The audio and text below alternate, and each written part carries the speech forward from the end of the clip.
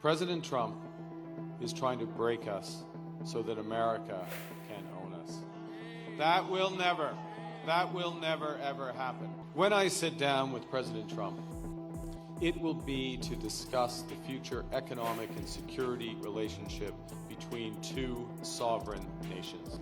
United, we will win this trade war and build the strongest economy in the G7, an economy that works for everyone. They're so polite they apologize when you step on their foot. That's what everyone thought until Donnie Diapers decided to threaten their auto industry. Now Canada's preparing a response that could cripple US car manufacturers and potentially send your energy bills through the roof. In today's mockumentary, we're exploring the absolutely ridiculous trade war brewing between the US and Canada. We've got fake interviews with bewildered auto workers, a Trump impersonator with a maple leaf toupee, and a step-by-step guide to how America picked a fight with the wrong country. Because nothing says America first like shooting yourself in the foot, then blaming Canada for making shoes. Before we move on, I'd like to ask you a small favor.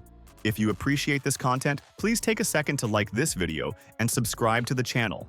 Over 98% of you watch the videos without subscribing. It costs you nothing, but it makes a huge difference to us. So, did you click the subscribe button? Great, thank you so much. Now, back to the video. Welcome to the documentary When Nice Neighbors Attack, where we examine how America's hat suddenly became America's baseball bat. You see the numbers. The numbers are so disproportionate, they're so unfair. At the same time, we will establish a minimum baseline tariff of 10%. You notice that on the chart? And that'll be on other countries to help Millions of Canadians. We're going to fight these tariffs with countermeasures.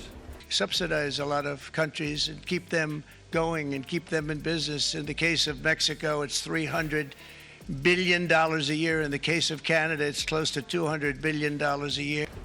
We are going to protect our workers, and we are going to build the strongest economy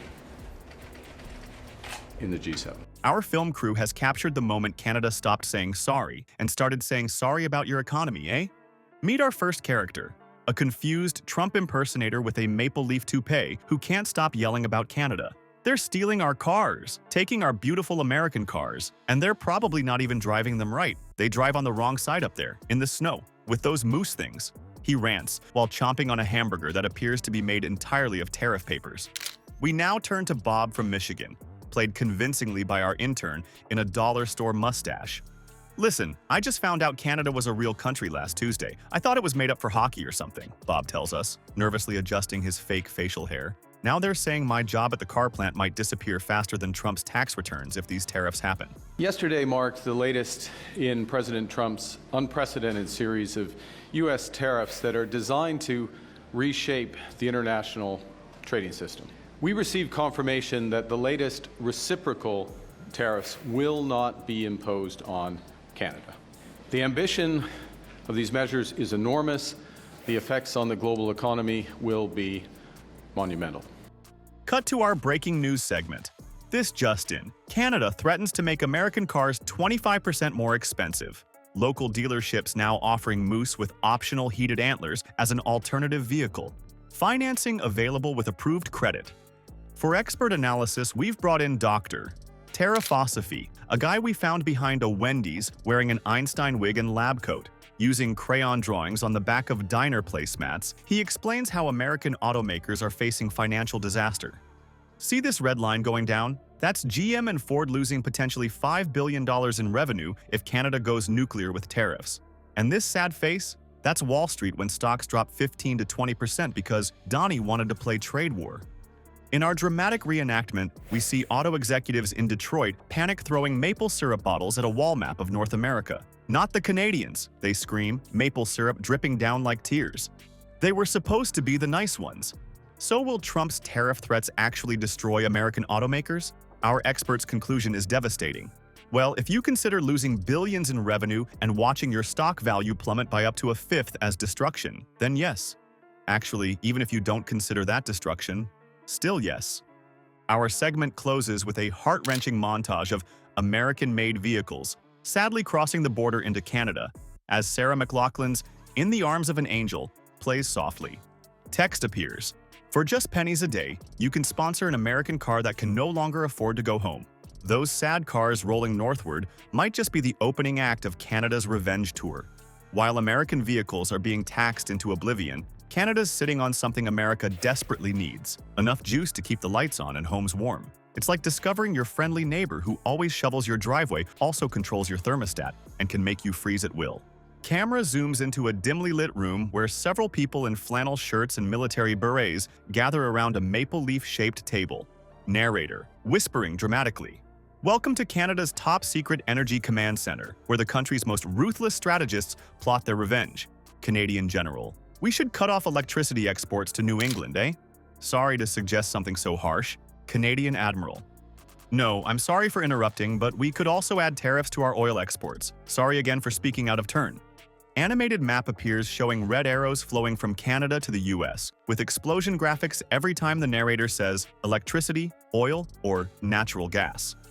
Narrator. Canada currently exports over $4 billion worth of electricity to the United States, with significant amounts of oil and natural gas crossing the border daily. Cut to intern with new, poorly glued mustache and an energy expert name tag.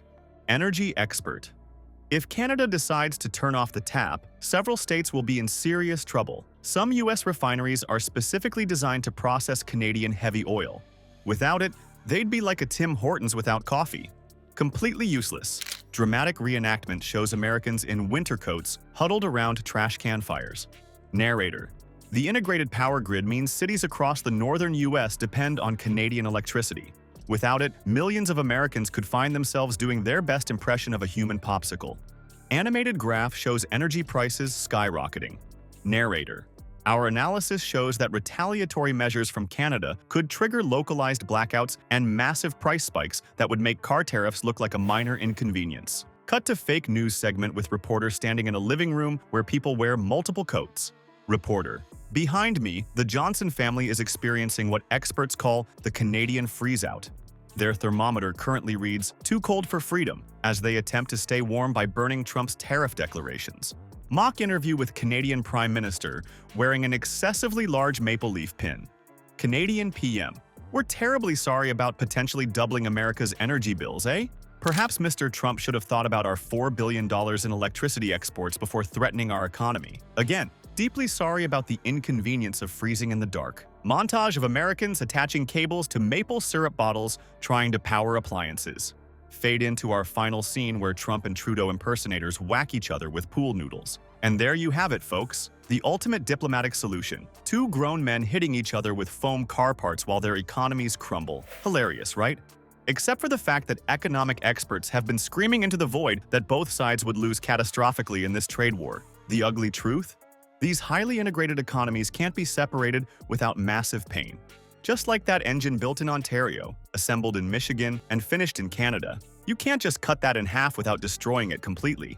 Yeah, remember when our biggest problem with Canada was poutine? Those were the days.